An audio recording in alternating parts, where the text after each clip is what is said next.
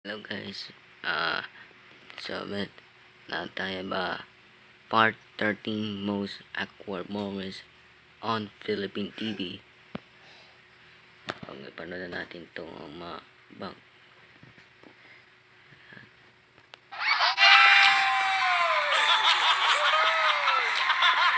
Pag di kayo dumaan sa akin, hindi kayo pupunta sa langit. Narito na ang part 13 na pinakahihintay ng lahat, ang mga most awkward moments and most hilarious moments in Philippine TV. Umpisa natin sa sinasabing Queen of the Dance Floor. Walang iba kundi si Kim Chiu, nang minsanang ang sinasabing Queen ay hindi mismo pinaburan ng dance floor. Ay, para na ulog. Parang may ginaganyan, no? Tapos ko lang to, oh. Hindi lang isa.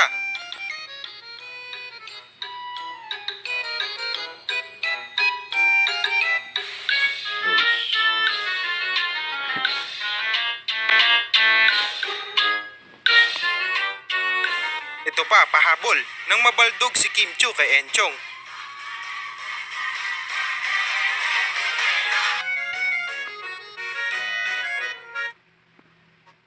Kanilang 24th mansari. Ilang taon na silang magkasintahan? Ang sagot ng naunang contestant, 40 years. 40 years. Ate, lahat tayo umaasa na humaba ang 24 years po. Siyempre, di rin papahuli sa kwela ang pangatlong contestant sa sagot niyang 3 years. at nang tanungin ni na Billy at Chang Ami ang mga contestant kung ilang buwan mayroon sa isang taon, 12. 24. viral naman sa social media ang eksena na ito sa teleserye ng GMA na ika-6 na utos na minsanang magpakamatay ni Raisa Senon o kilala bilang si Georgia. Hoy! Ay, Diyos ka! Siya na nga ang bumangga sa kotse, siya pa ang gumulong-gulong. Iba talaga ang hatid ng teleserye ng GMA. Ginawang posible ang mga imposible.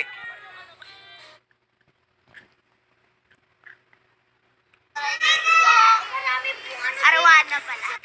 Nako, Angelica, huli ka pero di kulong.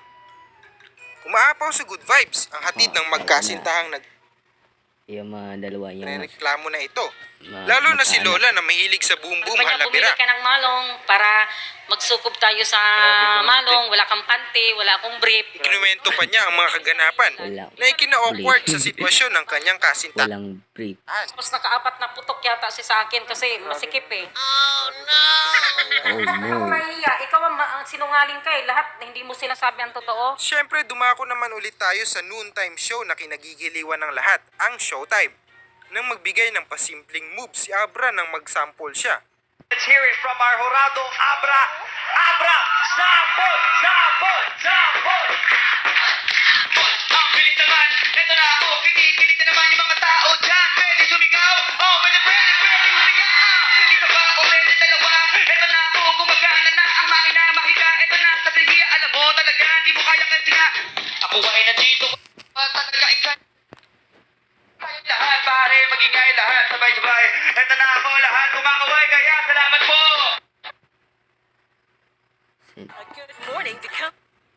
Okay, continue natin ang commercial at this break. Ang tusawang replay.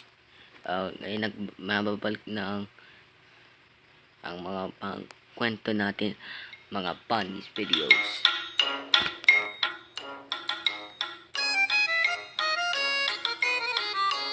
Makikita natin ito.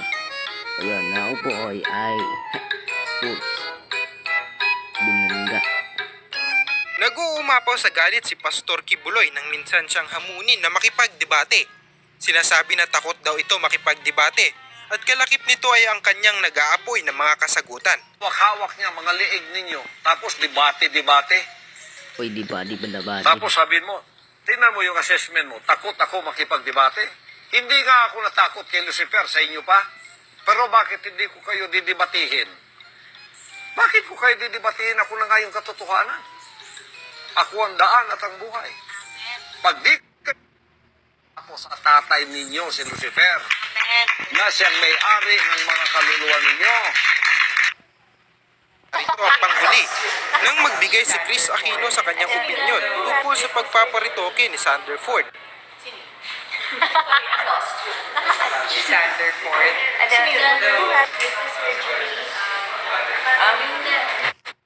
Paritoke siya. Cosmetic surgery.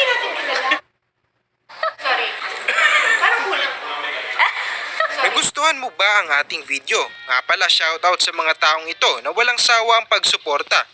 Lubos ang aking pasasalamat. Naway nagustuhan mo ang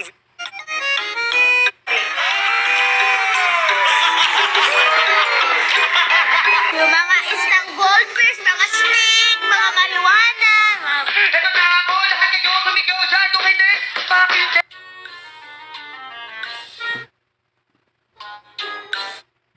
Okay, sige na, wag hanggang sa muli natin na mapakikita. Tyron Vlog TV. Bye.